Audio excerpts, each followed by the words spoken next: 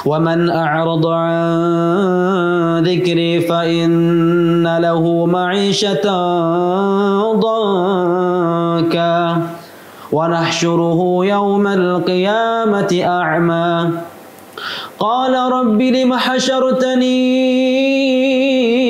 أعمى وقد كنت بصيرا قال كذلك أتتك آياتنا فنسيتها وكذلك اليوم تنسى.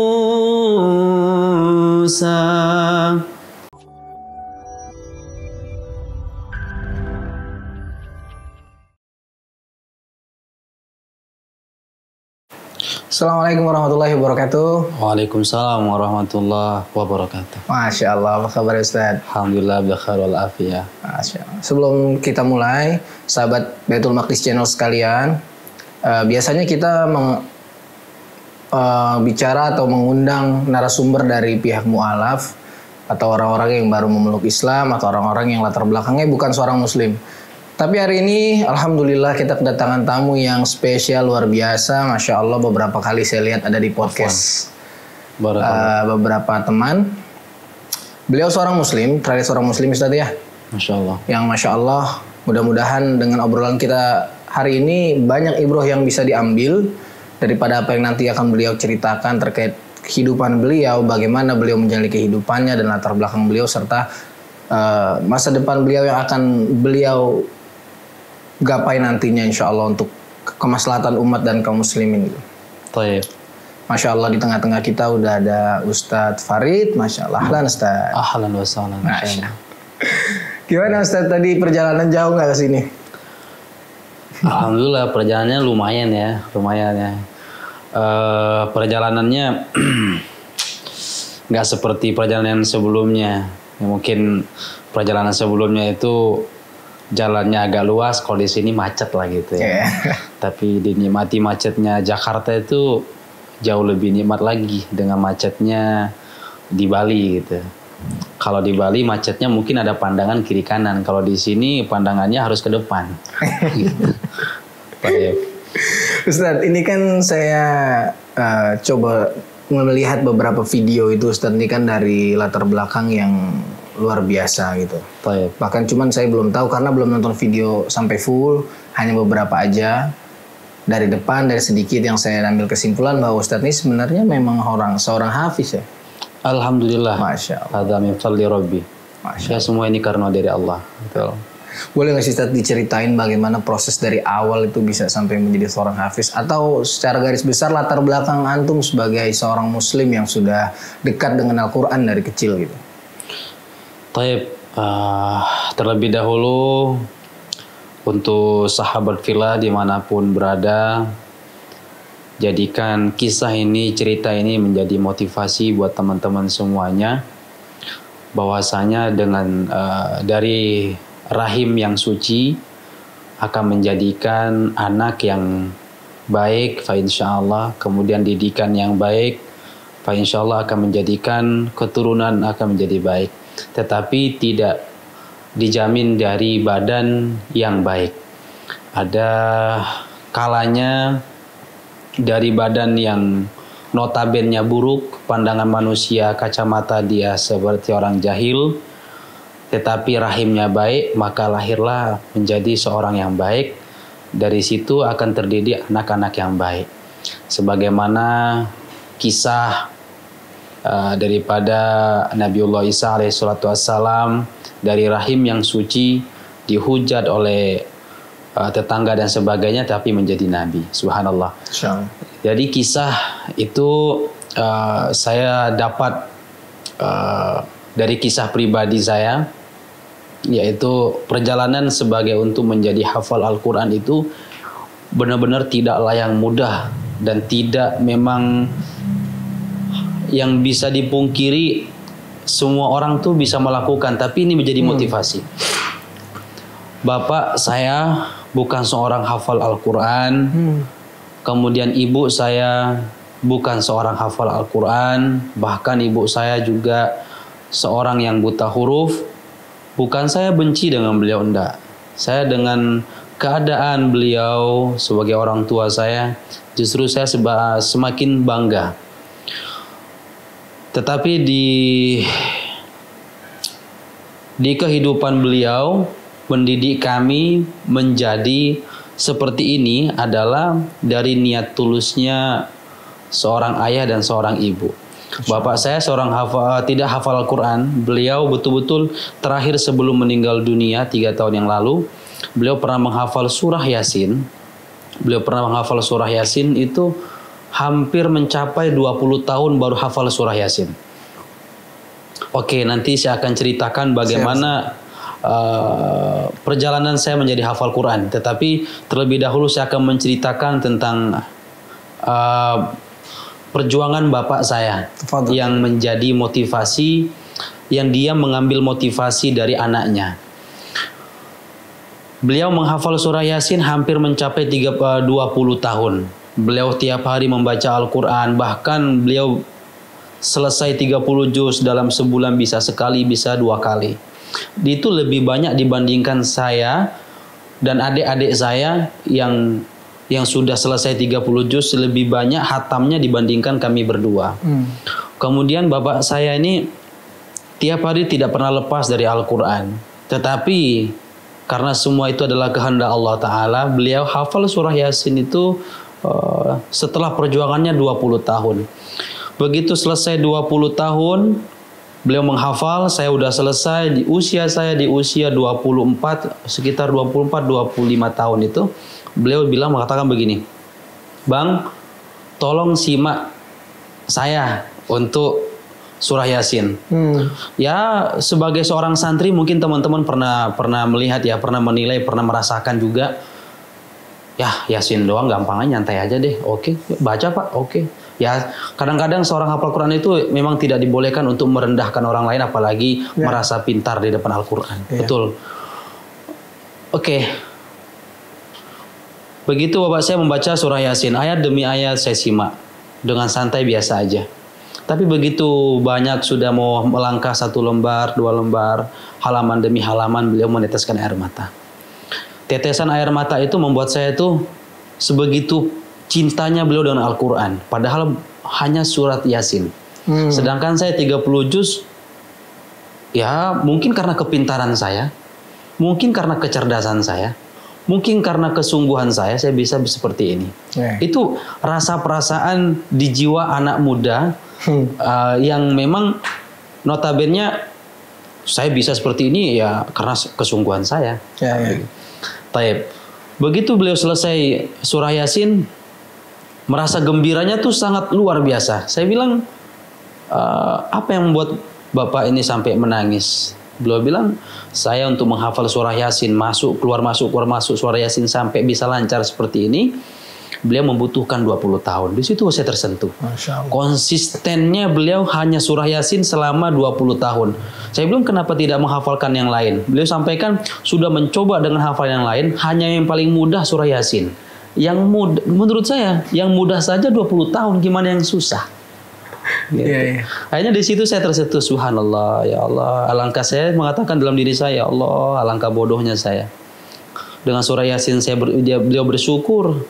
Apalagi dengan saya yang Allah berikan kemudahan bisa hafal 30 juz. Masya Allah. Kemudian dengan ibu saya.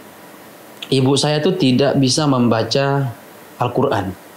Tidak cukup Al-Quran. Iqra pun beliau nggak tahu. Alif, ba, ta, sa, jim, ha, ho yang saya mudah menghafal dari awal sampai akhir. Bahkan mungkin saya tuh akan mengatakan, mungkin akan merendahkan orang tua saya kalau saya tidak memiliki ilmu. Saking bodohnya orang tua saya. Tetapi di situ Allah letakkan saya kasih sayang, Allah berikan kemudahan saya untuk belajar ilmu, dan setelah hafal Quran, saya tidak mudah untuk mencela siapapun, terutama untuk orang tua saya. Dari perjuangan ibu saya belajar Iqra, pernah diajarkan oleh bapak saya belajar Iqra, ibu saya nggak sabaran, nggak sabaran sama sekali, sampai bilang udah nggak usah. Tapi beliau bisa hafal beberapa surat karena sering mendengarkan. dari bapak saya baca Al-Quran. Masya Allah. Saking kerasnya beliau baca Quran tuh terdengar ke kamar mandi, terdengarnya sampai beliau sambil masak. Keseringan mendengarkan itu akhirnya beliau tuh hafal beberapa surat yang ya tapi cuplikan surat itu tadi, Al-Waqiah, Ar-Rahman, kemudian Al-Baqarah, ayat kursi dan juz 30. Itu hampir kebanyakan di antara surat-surat itu beliau hafal. Tetapi beliau ditunjukkan Al-Quran, ditunjukkan mushaf, beliau tidak bisa membacanya. Di situ saya bersyukur, subhanallah, ya Allah. Saya bersyukur, ya Allah, alhamdulillah Allah berikan pendengaran saya kuat, saya bisa menghafal. Kemudian alhamdulillah ya Allah, Allah berikan mata saya bisa melihat Al-Quran. Alhamdulillah ya Allah, saya diberikan bibir, mulut, gigi yang lengkap ini untuk bisa menyebutkan huruf demi huruf. Saya bersyukur pada Allah, ya Allah, alhamdulillah. Nah, dan situ saya merasa bangga dengan orang tua saya, bahwasanya betul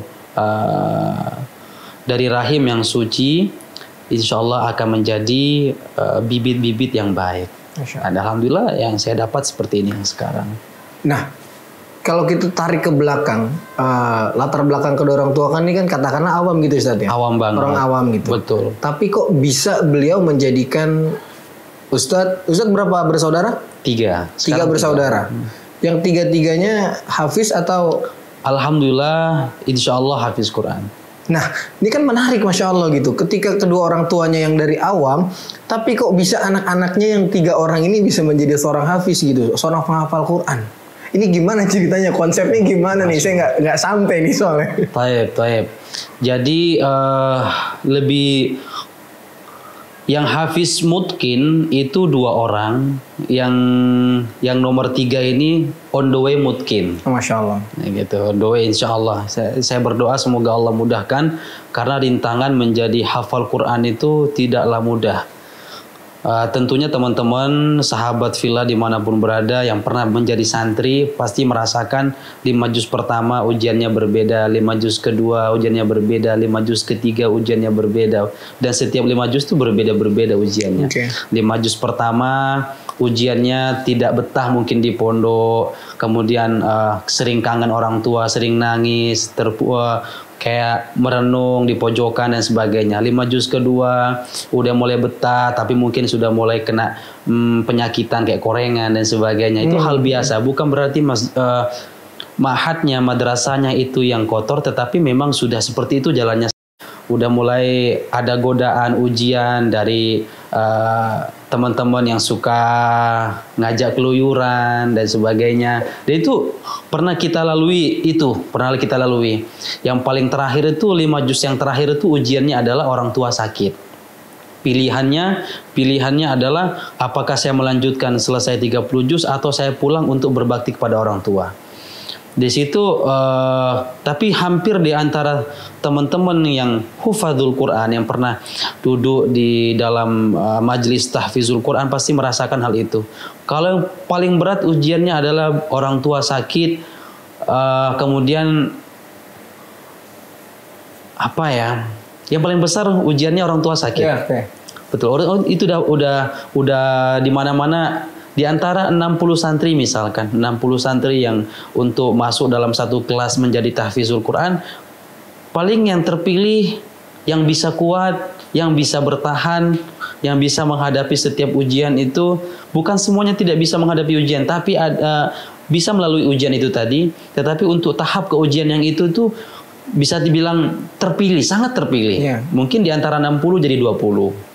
Dari 20 yang bisa selesai Quran 30 juz untuk mendapatkan lagi sanad Al-Quran sampai dia mutkin, sampai dia benar-benar dia di situ, sampai dapat ridho, itu di antara 20 mungkin ada 4 orang, mungkin 5 orang. Sedikit ya. Semakin menipis karena ujiannya semakin berat. Begitu udah selesai 30 juz, seorang guru mengatakan bahwa itu adalah satu perjalanan pertama kali untuk menjadi seorang hafiz Al-Quran. Tetapi kadang sebagai santri udah merasa bangga duluan, akhirnya dia keluar dengan notabene saya hafal Quran. Nah ini kadang-kadang menjadi bumerang kita sebagai santri. Memang betul kebanggaan sebagai hafal Quran, tetapi di situ setan akan masuk kepada kita, membuat kita itu menjadi ujub dan sebagainya. Dan didikan orang tua dari awam Kenapa bisa kita sampai di posisi ini? Betul. Saya ada beberapa kata dari orang tua saya, terutama untuk bapak saya. Beliau mengatakan yang sering sampai saat ini saya nggak bisa lupa.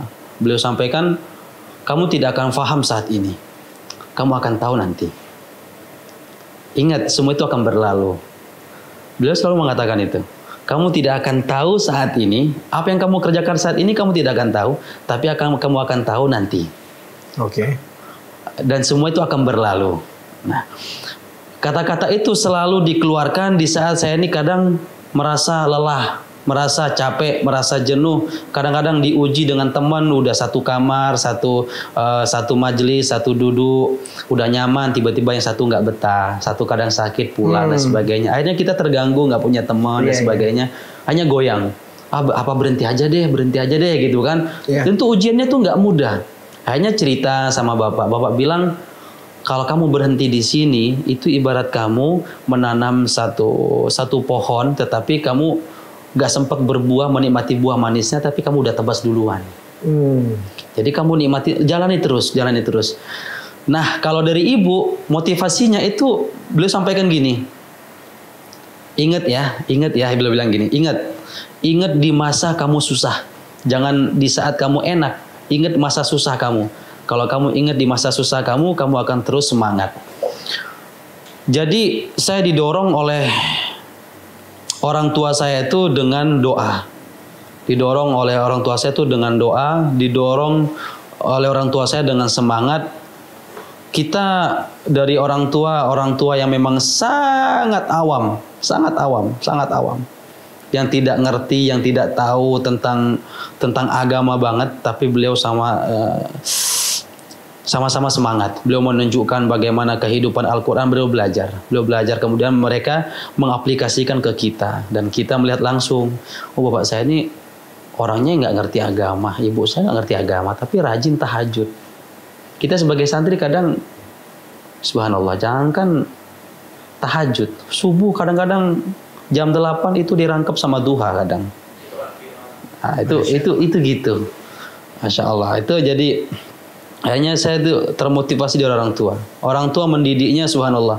Nah, perjalanan kita sampai saat ini, orang tua itu pernah dibenci, pernah dihina, pernah dicaci maki. Sebab apa sih? Saya mondok di usia sangat kecil. Yang kalau saat ini biasanya masuk pesantren itu hampir dari semua pesantren itu usia 12 tahun. Biar bisa dewasa, bisa mengikuti pelajaran yang sudah ada. Kalau kami dulu mondok itu usia 8-9 tahun. 8-9 tahun dimasukin pondok. Masukin pondok. Itu orang tua yang awam tadi yang masukin. Betul. Orang tua yang sebenarnya saya yang minta kepada beliau. Oke. Orang tua saya tuh nggak mau. Oh, kamu terlalu kecil. Kamu nggak usah masuk dulu, belajar dulu gitu kan. Tapi namanya anak kecil tuh nggak tahu soal itu, nggak tahu soal kecemasan. Yang mereka tahu tuh gimana yang mau tuh bisa diturutin gitu kan. Akhirnya dari umur 8 tahun tuh udah minta, umur 9 tahun di ACC. Berangkat saya ke Surabaya. Itu pertama saya naik kapal Merak. Berangkat ke sana, saya 3 tahun baru pulang lagi. Oh, 3 tahun terpisah dari orang tua, anak kecil itu. Dan itu setelah pulang, baru saya dapat cerita orang tua tuh dihina. Dihinanya pertama, kamu itu anak tuh disia-siakan, dilempar ke sana, kamu nggak ditelantarkan, nggak sayang anak lagi gini. Ujian itu subhanallah, ujian itu bertubi-tubi. Tapi orang tua saya tuh mengatakan, saya yakin apa yang dimau anak saya pasti bisa. Sampai orang tua itu saya yakin, dan ibu saya mengatakan begini, kamu mengambil keputusan untuk berangkat belajar Al-Quran, itu ibu hampir stres, hampir gila karena kamu. Saya bilang, kenapa bisa seperti itu ibu? Karena rindu sama kamu. Iya. Pasti itu. Kamu harusnya dipeluk, disayang, dicintai, tetapi kamu sendiri memilih untuk berpisah dari pelukan orang tua. Dan itu makanya saya mengatakan, ada satu guru namanya Ustadz Mahdi dari Pontianak. Beliau memberikan yel-yel. Yel-yelnya itu manjada wajada. Kalau dibarengi lagi itu berpikir bisa, pasti bisa. Berpikir mampu, pasti mampu. Barang siapa yang bersungguh-sungguh, dia akan panen apa yang disungguh-sungguhkan. Dan itu yang saya pegang terus sampai orang tua itu subhanallah bisa melihat bangga, senang apa yang saya capai saat ini menjadi kebanggaan orang tua saya masya Allah. Energi positif yang ada di tubuh kita akhirnya sesuai dengan apa yang kita prasangkakan gitu Ustaz. Betul. Tapi berarti dari yang kisah tadi itu yang saya ambil kesimpulan bahwa sebenarnya hubungan antara antum sama kedua orang tua itu dekat sekali dong ya. Kalau secara batin sangat dekat. Karena kalau di masa itu kan tidak ada telepon ya. Masih basi bahasa Telkom, kita pakai koin gitu kan. Teman-teman mungkin yang pernah di pesantren tuh pasti juga nostalgianya gitu. Kadang-kadang kita nelponnya tuh pakai telepon umum, kalau nggak telepon warga yang punya ini nanti kita bayar berapa. Kemudian kalau kiriman ya teman-teman, masya Allah yang pernah merasakan pakai pos Indonesia, pakai ini dan sebagainya, pakai perangko dan sebagainya. Itu masa-masa itu subhanallah yang brilian menurut aneh. Dan itu nggak mungkin bisa terulang kembali. Tapi kesemangatan itu dari orang tua dan kita kerjasama. Saya semangat untuk belajar, orang tua juga semangat untuk berdoa, menahan rindunya. Dan saya menahan rasa lelahnya, ngantuknya, capeknya. Kemudian dibayar. Selesai 30 juz dan saya bisa hadiahkan untuk orang tua saya. Masya Allah. Nah ini mungkin kisah Ustadz yang tadi nih akan dapat exposure lebih buat para orang tua yang punya anak di pondok, yang mudah-mudahan, atau mereka yang masih bingung mau ngelepas anaknya ke pondok atau enggak dengan seusia. Yang mungkin hari ini tadi 12 tahun ke atas lah ya. Iya betul. Pas sekarang hari ini gitu. Nah itu kan sekarang alhamdulillah antum udah jadi hafiz Quran gitu kan. Alhamdulillah. Kegiatannya berarti ngisi di masjid-masjid Ustaz? Betul. Di mana Ustaz kalau boleh tahu itu Ustaz? Kalau mengisi beberapa masjid itu sampai kita ke negara jiran. Salah satunya sampai Malaysia.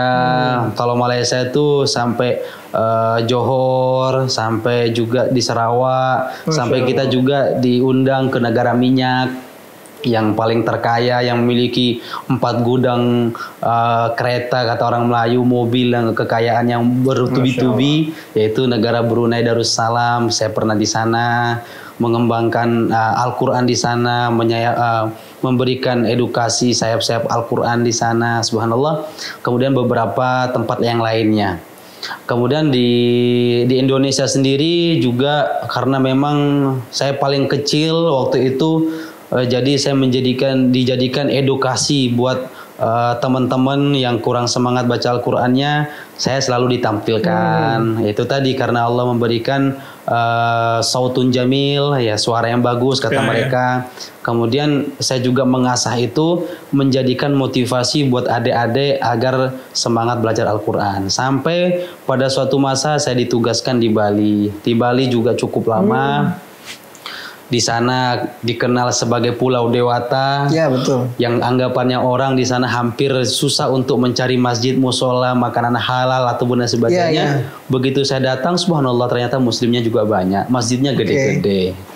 Masya Allah. Jadi ketika tugas dari negeri jiran, dari Malaysia itu ditugaskan lagi ke Bali? Oh enggak. Begitu saya ditugaskan dari negeri jiran itu, saya beberapa, mungkin sekitar seminggu 2 minggu saya vakum. Itu kan, saya tidak kemana-mana dulu selama seminggu 2 minggu. Kemudian baru beberapa waktu itu baru saya pergi ke Bali, diundang ke Bali. Ada nggak hal yang jadi ujian banget ketika di tempat-tempat dakwah tersebut? Medan-medan dakwah tadi, baik di Bali, baik di Malaysia, ada nggak ujian karena antum jadi seorang hafiz kan ujiannya pasti besar dan pahalanya juga besar gitu. Betul, ada nggak sih ujiannya? Ujian selama kita dakwah di Malaysia ini paling menarik. Saya beberapa kali pernah diundang untuk podcast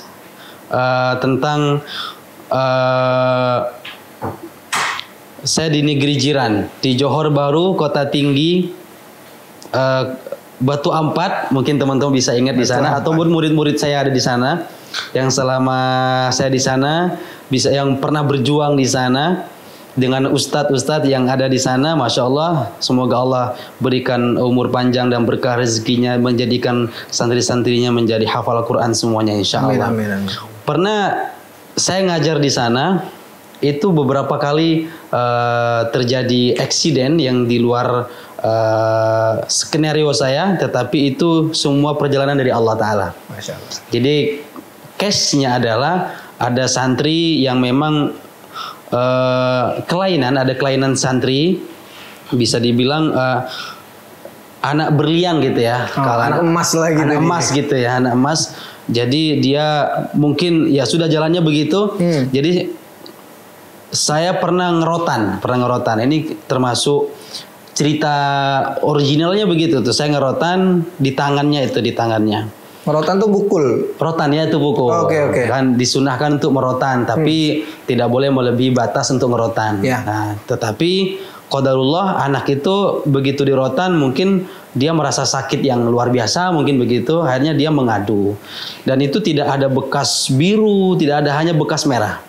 Dan itu bekas merahnya itu yang dijadikan tolak ukur oleh wali muridnya, orang tuanya, atau mungkin dari keluarganya. Dikala itu saya kurang ingat lah gitu. Akhirnya itu dijadikan visum. Akhirnya dijadikan masuk sampai ke laporan polisi. Laporan polisi. Disitulah terjadilah salah satu kisah yang menurut saya itu orang-orang mulia itu diletakkan di mana saja tetap jadi mulia. Masya Allah. Akhirnya itu saya masuk dalam lokap kata orang Melayu. Kalau kata orang Indonesia itu masuk penjara. Itu cuman hanya beberapa hari, seminggu. Itu seminggu di sana. Tetapi seminggunya saya di dalam penjara itu membuat orang tua saya menjadi stres. Of course, sudah pasti ya. Udah pasti jadi stres, kepikiran, nggak enak makan, nggak enak tidur, kabar nggak tentu arah dan gimana. Padahal anak jauh di negeri jiran dan sebagainya. Sedangkan beliau di mana, anaknya di mana. Hubungan internet juga terputus karena nggak bisa dihubungi satu sama lain. Karena itu tadi, keterbatasan itu tadi semua. Tetapi hikmah di dalam itu tadi, saya sempat dipanggil oleh salah satu polisi. Polisi itu dia mantan santri, dulunya pernah dia santri. Dia mengatakan begini, sebenarnya case ini udah hal biasa. Case macam nih, dia bilang tuh, case macam nih sebenarnya nih tak perlu masukkan dalam case dalam balai polis. So ini boleh diselesaikan itu antar family saja. Keluargaan lah gitu ya, kalau bahasa kita. Bahasa kitanya begitu. Tetapi bila family buat repot dengan kita mau buat apa? Oke lah, kita angkat, tidak masalah. Oke. Kamu hafal Quran kan? Betul, insya Allah, alhamdulillah saya hafal Quran. Allah berikan karunia saya bisa hafal 30 juz. Taib. Macam ini pun saya dulu pun pernah macam ini juga, dengan guru saya pun kena macam ini, biasa saja. Tapi oke lah, dah masuk repot apa boleh buat. Itu waktu itu ada namanya tuh sebelum masuk ke penjaranya itu, sebelum ke bawah itu kan ditanya dulu panjang lebar, ditanya dan sebagainya sama salah satu polisi itu tadi. Akhirnya singkat cerita saya masuk dalam penjara itu. Terjadilah di sana itu yang tidak terduga. Saya bisa, Masya Allah, yaitu tadi saya sampaikan, orang mulia akan tetap mulia dimanapun ditempatkannya. Masya Allah. Gimana itu, Ustaz? Di dalamnya itu, hari pertama, hari kedua, berjalannya waktu, hari pertama itu ya biasa saja karena masih termurung diam, kenalan, enggak kenalan, antara yuyu ai biasa itu di lokap tuh yuyu ai lah gitu ya, antara kamu saya. Hari kedua udah mulai ada kenalan, nama kamu siapa, udah mulai ditanya case-nya kamu apa. Di dalamnya saya banyak beraneka ragam, orang-orang punya kasus di dalamnya. Banyak sekali kasus, saya bertemu dengan kasus yang kecil sampai kasus yang paling besar di sana. Karena di sana tuh tempat permulaan perjumpaan untuk sebelum dilanjutkan kasus itu mau kemana dia. Oh, oke. Nah, gitu kan. Di sana tempat pertama itu kayak macam karantina. Di karantina dulu dalam seminggu, nanti lepas itu nanti dikirim ke lokap yang lebih Baru besar lah. masuk lapas ya. Betul. Nah, di sana itulah perjalanannya itu. Tapi saya tidak pernah lepas dari kewajiban saya sebagai seorang hamba, terutama sebagai hafal Quran. Saya mulai sholat, saya mulai tanya kepada sipir, ini waktunya sholat kapan? Karena saya tidak melihat di mana matahari, kapan dia malam, kapan dia siang. Di sana nggak ada jam, nggak ada gelap. Semua hanya melihat dengan lampu. Qadarullah, saya bisa tahu waktu sholat duhur, asar, maghrib, isya, subuh itu dari sipir dan sebagainya. Akhirnya saya sholat, mulai lakukan sholat. Saya pertama sholat sendirian. Sholat sendirian, habis itu karena saya intens selalu sholat 5 waktu itu tadi, akhirnya dapatlah 1 pengikut, 2 pengikut, 3 pengikut, followers yang jadi makmum. Ikut dia sholat. Sewaktu di maghrib dan sewaktu di isya, mulailah saya melantunkan baca Al-Quran sebagaimana saya sebagai seorang hafiz Al-Quran. Ya. Kemudian disitulah melantunkan Al-Quran itu tadi, subhanallah, membuat saya itu menjadi lega gitu. Menjadi lega gitu. Akhirnya dengan 2 sampai 3 orang itu tadi menjadi saya lebih semangat. Ditambah lagi dengan salah satu case yang paling menakjubkan. Ya. Gimana itu Ustaz case-nya? Penasaran nih kita teman-teman juga pasti penasaran. Kayak susah banget dilupain nih dari muka. Ini susah memang dilupain, tapi memang terbekas banget, subhanallah, ya Allah. Semoga teman-teman yang pernah di lokap itu masih sehat, semoga masih selamat, semoga kita bisa berjumpa kembali. Amin insyaallah. Jadi satu case itu ada case-nya itu ada salah satu, karena saya seorang petarung, sebelumnya seorang petarung. Saya anak ushu, bisa dibilang kickboxing, ya. Jadi sudah terbiasa saya dengan push up, pull up, set up, pick up dan sebagainya. Di dalam lokap pun saya melakukan hal yang rutinitas seperti itu. Jadi sewaktu-waktu ada nih namanya anak muda tuh mengatakan kamu tuh sok-sokan bla bla bla bla gitu kan. Ditambah mungkin dia risih, dia nggak senang, dia nggak suka melihat saya tuh sholat bacaannya lantang. Kan ada orang nih dia dengar Al-Quran tuh kadang risih gitu. Kadang nih ada orang dengar Al-Quran itu, ya jangankan dengar Al-Quran, dengar azan aja tuh ada tuh yang risih gitu. Iya, banyak setan nih soalnya. Banyak setannya gitu kan. Atau mungkin karena begitu dengar azan itu daun-daun telinganya itu menjadi gemetar gitu, seakan-akan tuh tidak, gitu bahasanya gitu ya. Tapi di dalam lokap itu mungkin hal yang mengatakan mungkin seperti itu. Mendengarkan ayat lantunan Al-Quran tuh mereka panas dan sebagainya. Disitulah terjadi eksiden yang paling seru menurut saya itu yang tidak mungkin saya lupakan. Salah satu memang dari teman-teman gangster itu mengatakan, "Hey bro," udah gitu ya. Mudah-mudahan orangnya masih hidup. Iya. Mudah-mudahan masih ingat. Semoga beliau masih sehat lah itu. Saya juga agak lupa namanya, tapi saya masih ingat wajahnya. Oke. Hai bro, kamu apa buat? Oh saya buat apa yang kamu nampak, saya bilang. Saya buat apa yang kamu nampak. Saya sholat, saya tilawah, saya juga olahraga. Saya tak senang lah, rimas lah. Nah, bahasa Melayu itu risih lah, gitu bahasanya kan. Risih lah gitu. Kemudian saya bilang, ada apa pula risih? You Muslim kan? Ya, saya Muslim, tapi tak macam you. Wah, macam itu bahasanya. Iya. Ya, oke, saya Muslim. Saya melakukan memang yang sudah selayaknya saya sebagai seorang Muslim. Ada masalah ke? Ada problem ke? Yes, ada problem. Kau mengganggu kenyamanan kita, kesenangan kita. Itulah bahasanya gitu. Jadi itu berlalu, hari itu berlalu. Besok lagi barulah hari keberapa gitu beliau memberanikan diri. Oke, macam inilah. Saya tengok followers sudah banyak, pengikut udah banyak. Nah, gitu kan. Dari shop pertama itu sop pertama tuh jadi 5 orang, jadi sop kedua jadi 10 orang gitu kan, ikut sholat dan sebagainya. Dari penasaran akhirnya menjadi ingat lagi kepada Allah Ta'ala. Jadi dari sop pertama jadi sop kedua. Akhirnya dia mengatakan begini, karena mungkin sebagian pengikutnya itu ikut saya. Nah, ya kan? Makin bete dia. Ya betul. Akhirnya mungkin dia bete. Akhirnya dia mengatakan, dan qadarullah terbukalah hatinya untuk membuat satu adegan yang tidak dia sangka bakal itu akan menjadi momen bagi dia dan momen bagi saya. Masya Allah. Adalah dia bilang, oke, macam inilah, you dengan I kita fight. Saya bilang gitu kan. Ajak berantem dia. Ajak berantem gitu kan, ajak berantem.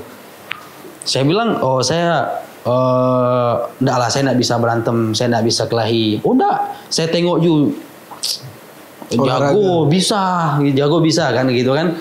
Saya bilang, ya itu rutinitas saya. Dia bilang, macam nih, kalau you bisa menang, I masuk Islam. Wah, di situ kan. Kalau saya menang, you berhenti untuk aktivitas yang you kerjakan yang buat kita nih rimas, berisik gitu. Berisik bahasa Indonesia tuh berisik, membuat kita tuh sampai terganggu gitu. Iya. Saya bilang, karena di situ saya dengar dia mau masuk Islam dan sebagainya, kalau biasakan saya menang, saya tertarik. Qadarullah, insya Allah saya siap. Nah, disitulah terjadi fight dengan dia. Itu tadi pertama saya masih ingat betul, masya Allah, dia cara mukul jabnya. Wah, ini saya bilang, saya mengatakan itu bukan saya sombong dan sebagainya. Ini bukan lawan saya bilang. Ini bukan lawan saya. Kita sebagai atlet, sebagai ini fighter, itu dilatih dengan pukulan yang tepat sasaran. Iya. Ya, cuman ini tapi karena untuk membuat dia nih jerah dan tidak bisa mengganggu lagi, dan ini menjadi motivasi buat yang lainnya dan menjadi momen buat saya. Bolehlah sekali pukulan gitu kan. Tapi beberapa kali pukulan tuh tetap kena dengan saya, membuat dia semangat dan sebagainya. Jadi sampai sekali dia naik, 2 kali dia naik, 3 kali itu saya bikin pukulan itu tepat saya rasa di bagian dada. Karena gini teman-teman, seorang atlet itu udah pasti badannya tuh jadi bentuk dari profesional gitu ya. Kalau kita pukul itu dia biasa aja. Tapi kalau orang yang sok jago, sok bisa, kita totol aja tuh bagian sini tuh lembut gitu loh. Apalagi dipukul gitu. Nah gitu saya pukul itu dia langsung tumbang. Saya kasih jab waktu itu, itu tumbang. Artinya tuh benar-benar kena jantungnya. Allah. Nah, di situ dia mengatakan, oh oke, saya menyerah. Nah, disitulah dia permulaan pertama kali yang masuk Islam di tangan saya. Dua kawannya mengikuti follow dia untuk ikut masuk Islam. Ada orang kalau nggak salah orang India, orang siapa 2 lagi tuh. Tapi 1 orang Melayu. Akhirnya di antara yang lainnya tuh yang saya ingat itu bukan 3. Itu insya Allah mungkin sekitar 7-an itu. Masya Allah, 7 orang. Sekitar 7-an begitulah ya. Tapi yang saya ingat betul-betul tuh 3. Yang karena yang bertarung ini adalah salah satu orang yang berpengaruh di dalam situ. Dari situlah membuat saya tuh, oh begini ya rasanya Nabiullah Yusuf alaihissalam ya. Saya bilang, oh begini ya yang disisakan para orang-orang soleh, orang-orang ulama ya yang mengatakan, insya Allah Buya Hamka mungkin ya pernah seperti itu. Kemudian yang kita pernah lihat kejadian-kejadian ulama-ulama itu, masya Allah, tetap berlian dimanapun diletakkan. Masya Allah. Ditambah di situ yang membuat mereka nggak terima itu lantunan suci ayat Al-Quran. Masih ingat surat apa yang dibaca saat itu? Boleh dibacain nggak? Kalau yang saya ingat itu lebih tepatnya ke surat Al-A'raf. Boleh dibacain nggak? Boleh, insya Allah boleh. Karena tapi nadanya waktu itu saya lupa nadanya apa. Tapi saya lebih sukanya ke Nahawan waktu itu.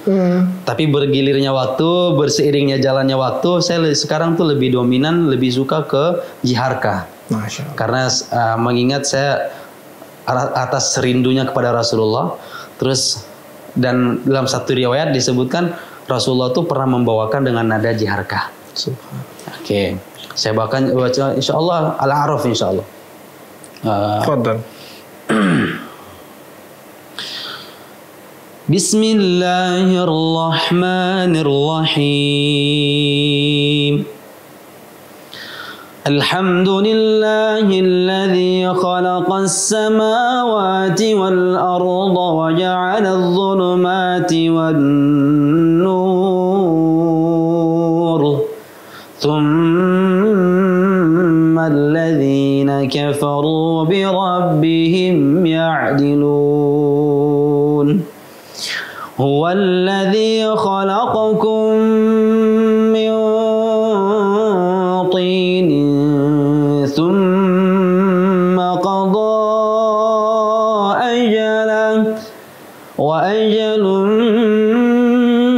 musamman 'indahu thumma antum tamtarun. Wa huwa Allahu fis samawati wa fil ardi ya'lamu sirrakum wa jahrakum wa ya'lamu ma taksibun wa ma ta'tihim min ayatin min ayati rabbihim illa kanu 'anha mu'ridin. Faqad kadzabu bil haqqi lamma ja'ahum fasawfa ya'tihim anba'u ma kanu bihi yastahzi'un. Masya Allah. Sadaqallahul azim. Itu yang sering saya bacakan tuh nada jiharka. Aduh, akhirnya masih mau lanjut lagi, tungguin lagi aja. Alhamdulillah. Subhanallah. Insyaallah. Itu seperti itu kisahnya sampai saya terakhir di lock up selama 7 hari. Begitu sudah habis masanya, saya beberapa kali saya dijenguk oleh murid-murid saya, salah satunya adik angkat saya Fahmi bersama bunda saya, bunda angkat yang dia ada di sana, kemudian dengan Ustadz asatid yang lainnya yang pernah di sana. Fahmi ada adik murid saya itu, ada Fahmi, ada Farid, ada Arash dan sebagainya, teman-teman adik-adik yang murid-murid saya yang pernah jenguk saya. Subhanallah. Setelah 7 hari itu saya keluar dari lokap itu, akhirnya saya berpelukan dengan mereka. Terus apa yang membekas dari mereka? Saya pernah mengajarkan kepada mereka tentang cara makan yang baik. Itu saya ajarkan cara makan yang baik karena saya melihat di sana itu makan tuh masih rebutan. Yeah. Maka saya mengajarkan cara makan yang baik, yang pelan-pelan, dikunyah dengan baik, didahulukan dengan baca bismillah. Kemudian saya mengajarkan mereka cara berwudu dengan benar. Saya mengajarkan kepada mereka cara sholat yang baik. Kemudian saya mengajarkan kepada mereka tentang luruskan niat. Bahkan mereka tidak pernah segan untuk menceritakan mereka apa yang pernah mereka lakukan di masa lalunya. Saya bilang cukup cerita di sini, kemudian bertaubat kepada Allah. Di saat saya sampaikan seperti itu, waktunya kita berpisah, mereka menangis satu sama lain. Bahkan di antara mereka mengatakan, "Bro, udahlah di sini aja, nemenin kita." Kalau saya pribadi mau sih. Masalahnya orang yang di belakang ini menangis meronta-ronta agar kita tuh bisa keluar dari sini. Gitu. Akhirnya mau tidak mau lah, hanya kita berpisah. Mereka maunya kita lanjut di sana, menemani mereka mungkin dalam masa hukuman 6 tahun mungkin, kan nggak mungkin. Masya Allah, qadarullah, saya keluar dari sana menjadi suatu momentum, dan itu saya ceritakan kepada bapak saya. Bapak saya bilang, nanti ada suatu saat nanti kamu boleh ceritakan, tapi jangan saat ini. Tapi itu terjadi di negeri jiran, bukan di Indonesia. Subhanallah, itu seperti itu. Jadi dari negeri jiran yang penuh berkah tadi, sebenarnya mungkin pahit ya Ustadz ya. Namanya awal-awal tadi kan sempat 1 hari, 2 hari, 3 hari itu masih agak shock juga ya. Masuk lagi gue nih, bahasa kita gitu kan. Betul. Masuk lagi. Tapi terkadang yang mungkin ya, kalau saya boleh ngomong ya, kalau salah tolong lurusin Ustaz. Itu saya pernah baca di Al-Baqarah ayat 216. Masya Allah. Itu terjemahannya kurang lebih gini, boleh jadi kamu mencintai sesuatu padahal itu amat buruk bagimu. Betul. Dan boleh jadi kamu membenci sesuatu padahal itu amat baik bagimu. Betul. Allah Maha mengetahui sedang kamu tidak Maha mengetahui gitu. Betul sekali. Mungkin itu cocok Ustaz saat itu ya. Ketika dirasa ini pahit ternyata manis banget endingnya. Justru tadi 7 orang kan subhanallah itu sampai masuk Islam gitu. Betul. Dan mungkin yang salah satu yang kenapa mereka tertarik sampai itu follow, salah satunya karena Al-Quran tadi. Penguasaan antum terhadap Al-Quran, lalu suara antum yang subhanallah masya Allah itu luar biasa. Ini saya merinding tadi antum baca gitu. Alhamdulillah. Mungkin salah satunya itu ya. Hadza min fadli rabbi. Masya Allah. Ini semua karunia dari Allah dan Allah berikan, Allah titipkan kepada saya. Dan saya semoga ini menjadi motivasi buat adik-adik semua, buat teman-teman semua. Tetap semangat, apapun yang kalian kerjakan saat ini, yang kalian itu lakukan saat ini memang terasa pahit, terasa tidak mungkin, terasa kayak masa sih bisa. Kadang-kadang tuh ada rasa kayaknya nggak bisa deh. Nah, itu rasa-rasa itu hal yang wajar bisa dirasakan di saat orang tuh ingin menjadi sukses. Tapi ingat, kalau kata saya mah, saya bilang semua itu akan berlalu. Lakukan saja dulu, ikuti aturannya. Kemudian sami'na wa ta'na, sam'an wa ta'atan kepada guru.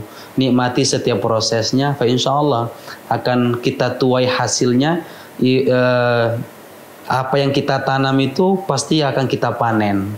Kalau kita tanamnya salah, maka panennya pun akan salah. Kalau kita tanamnya benar, maka panennya pun akan benar. Itu seperti itu. Dan saya dijadikan kebanggaan di antara keluarga bapak saya dan keluarga ibu saya. Di antara keluarga bapak saya itu menjadi motivasi, akhirnya adik-adik saya, ponakan, kemudian sepupu dan sebagainya itu, akhirnya mereka, yuk ya udah deh kita belajar agama yuk. Alhamdulillah. Masya Allah. Yang awalnya itu jauh dari agama, akhirnya dekat dengan agama, bisa belajar sholat. Begitupun dengan ibu saya. Dari keluarga ibu saya akhirnya mau belajar agama. Ada beberapa dari anak-anak dari keluarga ibu dan keluarga bapak itu hanya ada yang melanjutkan pesantren, ngaji, belajar Al-Quran. Nah, saya punya sepupu, ponakan itu juga menempuh belajar jalur tahfiz Qur'annya. Dan alhamdulillah, jadi itu menjadi motivasi terutama buat keluarga saya, dan cerita tadi adalah motivasi buat adik-adik semuanya. Kemudian cerita tentang keluarga saya itu adalah motivasi buat bapak ibu hadirin semuanya. Ingat, kesuksesan seorang anak itu tidak bisa diukur dengan IQ anak dia punya 100 ataupun 200. Mesti didorong dengan kekuatan doa oleh orang tua. Kemudian kesuksesan, keberkahan seorang anak belajar itu tidak diukur dengan banyaknya harta seorang tua bisa membayar pesantren 500, 1 juta, 2 juta, 3 juta, beli seragam yang bagus, tidak pernah telat bayar bulanan. Tidak diukur dari itu, tapi diukur bagaimana pengorbanan orang tua bangun tengah malam mendoakan anaknya. Masya Allah. Itu seperti itu. Masya Allah. Sedikit terkait kembali ke Malaysia tadi, itu kan di dalam sana kan kehidupannya keras tentu. Betul. Tapi sebab dan qadarullah karena Al-Quran itu yang akhirnya memuliakan antum juga di sana, Ustaz. Betul. Buktinya tadi dengan Al-Quran dan menjadi Muslim yang kuat. Betul. Karena kalau mohon maaf bukan menyepelekan, hanya hafal Al-Quran tapi dia tidak punya fisikly yang kuat, tidak bisa gaya bertarung, otomatis dia nggak akan berani menerima tantangan tadi. Betul. Oke, Taib. Jadi menanggapi hal itu, Nabi SAW ternyata beliau seorang penggulat yang handal. Dan para sahabat juga seorang pendekar-pendekar yang handal. Siapa yang tidak kenal dengan Sayyidina Ali karramallahu wajhah? Siapa yang tidak kenal dengan Umar bin Khattab radhiyallahu anhu? Siapa yang tidak kenal dengan Hamzah radhiyallahu anhu? Siapa yang tidak kenal dengan Abu Tolha? Siapa yang tidak kenal dengan Khalid bin Walid? Para sahabat itu semuanya penggulat, bukan pengangguran. Penggulat, bukan pengangguran. Dia aktivitasnya itu latihan, bukan rebahan. Ya. Yang dilatih badannya, bukan jarinya. Nah, gitu. Jadi para sahabat itu dilatih badannya menjadi bentuk. Bahkan dalam satu kisah Umar bin Khattab itu pernah menegur seorang yang buncit perutnya karena dia mengatakan, ittaqullah, bertakwalah kepada Allah. Bahwasanya orang yang buncit itu akan menjadi malas. Nah, bahasanya gitu ya. Tolong dikoreksi teman-teman di komentar. Jadi artinya tuh badan yang sehat itu dimulai dari mindset yang sehat. Maka saya pun belajar dari situ. Dan ini saya melakukan, ini saya berpakaian seperti ini bukan ingin menunjukkan, tetapi saya suka olahraga. Dan ini pakaian parasut yang bisa menurunkan berat badan kalau saya jogging, saya olahraga, running dan sebagainya. Saya juga bisa aktivitas jab straight, hoki, low kick dan sebagainya sebagai kickboxing. Itu pakaian ini yang saya bawa. Kalau peci melambangkan saya sebagai seorang santri, sebagai seorang pesantren dan sebagainya. Di situ saya menguasai dari salah satu silat yaitu wushu dari China, wushu sanda. Teman-teman mungkin bisa tahu wushu sanda. Saya pernah mewakili prapon sampai ke Bandung, dan saya juga hobinya memang hobi begulat, hobi kelahi. Di antara hobi kelahi saya juga hobi touring, dan tentunya begitu ditantang. Pas banget momennya. Momennya pas banget. Makanan saya ini. Lu beli, lu jual, gua beli gitu kan. Dan tapi begitu saya lihat kalau seandainya dia orang yang petarung juga lebih seru. Iya. Tapi sayangnya nih orang kayaknya yang selalu membesarkan jarinya dibandingkan membesarkan otot lengannya. Iya. Jadi bukan lawan saya gitu. Jadi setengah-setengah mukulnya. Jadi setengah-setengah. Kalau saya pukul dengan full 100% itu akan mengakibatkan fatal. Karena sebagai seorang atlet itu pukulannya itu akan sasarannya tuh sangat akurat gitu. Titiknya tahu kita kelemahannya di mana bla bla bla bla gitu kan. Kalau orang yang tidak mengerti tentang ilmu bela diri, dia mukulnya nggak terarah. Yang penting emosinya dulu. Nah, emosinya dulu yang didepankan. Kalau sebagai atlet, emosi, ketahanan tubuh, kemudian safety tubuh, kemudian dia cara ambil momen untuk cara mukul dan kemudian dia back dan sebagainya, itu mereka sudah pahami. Tentunya melawan itu gampang nih gitu. Bahasanya gitu, bahasa sombongnya. Mohon maaf, mudah-mudahan orangnya masih nonton. Itu kan artinya ketika antum sudah menguasai terkait ini jatuhnya kan adalah pengamanan terhadap kitabullah juga kan. Betul. Nah, kitabullah kan tadi udah bawa kickboxing, wushu sudah lengkap lah insya Allah gitu, secara fisik kuat. Nah, untuk Al-Qur'annya itu berapa qiraah hari ini yang sudah antum kuasai, Ustaz? Nah, sebelum masuk ke studio ini, qiraah bagi orang-orang awam itu disebutnya qiraah itu adalah nada. Kalau kita sebagai hafal Quran, qiraah itu adalah riwayat, ya kan, riwayat. Tapi kita mengikuti nalar sebagai seorang awam, qiraah itu adalah nada. Untuk saat ini saya beberapa nada yang saya kuasai, alhamdulillah Allah berikan kemudahan. Saya dapat bisa meniru dari beberapa nada dari imam yang besar dari Masjidil Haram, kemudian Masjid Madinah, kemudian ada beberapa masjid yang ada di Kuwait seperti Nahawan, Syekh Masyar Rasid, Syekh Sudes, Al-Wamedi, kemudian saya juga pecinta Syekh Arifai, tidak lupa dengan Jiharka dan sebagainya. Itu alhamdulillah. Seperti itu. Nah, mungkin ini saya mau minta pesan terakhir Ustadz sebelum kita sudahi obrolan kita hari ini untuk para penghafal Quran dan tentunya seluruh kaum muslimin, apa Ustadz pesannya terutama buat saya dan teman-teman yang ada di sini? Teman-teman, nasihat ini adalah untuk saya sendiri, terutama untuk saya sendiri, dan mudah-mudahan ini menjadi motivasi buat teman-teman semuanya. Ingat, waktu terbaik untuk belajar Al-Quran adalah tidak di waktu yang luang, waktu yang mapan, waktu yang luas, waktu yang sudah bisa diluangkan dengan banyak, tidak. Tetapi waktu terbaik untuk belajar Al-Quran adalah waktu saat ini yang Allah berikan semua dengan fasilitas yang terbaik yang kita punya. Salah satunya fasilitas yang Allah berikan kepada kita adalah pendengaran yang baik, lidah yang baik, gigi yang masih rapat, bibir yang bisa menyebutkan huruf demi huruf, mata yang bisa melihat Al-Quran dengan jelas, kemudian pendengaran bisa mendengarkan dengan jelas. Maka dengan seperti itu gunakan sebaik mungkin sebelum Allah cabut kenikmatan itu satu demi satu. Karena kalau sudah kenikmatan itu dicabut satu demi satu, barulah kita terasa. Itu tadi disebutkan kata orang tua saya, Saat ini kamu tidak tahu, akan tahu nanti di masa yang kamu tidak tahu sendiri. Jadi masa-masa itu nantilah kamu akan mengatakan, oh alangkah waktu itu saya begini. Oh alangkah itu masa ini. Jadi waktu terbaik untuk Al-Quran adalah waktu yang saat ini Anda gunakan sebaik mungkin. Batasan usia untuk belajar Al-Quran tidak dipatok usia antara dia 12 tahun, 40 tahun, 30 tahun, 50 tahun, 70 tahun. Selagi Allah masih memberikan waktu, kesempatan untuk belajar Al-Quran, maka belajarlah. Jangan sampai kita nanti menegur Allah Ta'ala dengan salah. Dalam Al-Quran disebutkan, وَمَنْ أَعْرَضَ عَنْ ذِكْرِي فَإِنَّ لَهُ مَعِيشَةً ضَنكًا وَنَحْشُرُهُ يَوْمَ الْقِيَامَةِ أَعْمَى قَالَ رَبِّ لِمَ حَشَرْتَنِي أَعْمَى وَقَدْ كُنْتُ بَصِيرًا قَالَ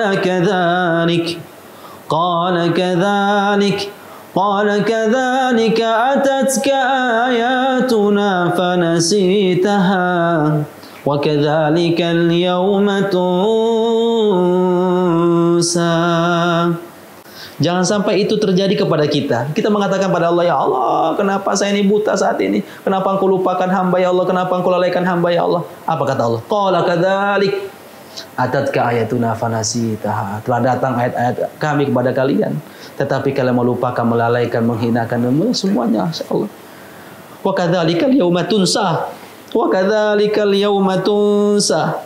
Oleh karena itu kami akan melupakan sebagaimana kamu melupakan ayat-ayat kami yang telah turun kepada kalian.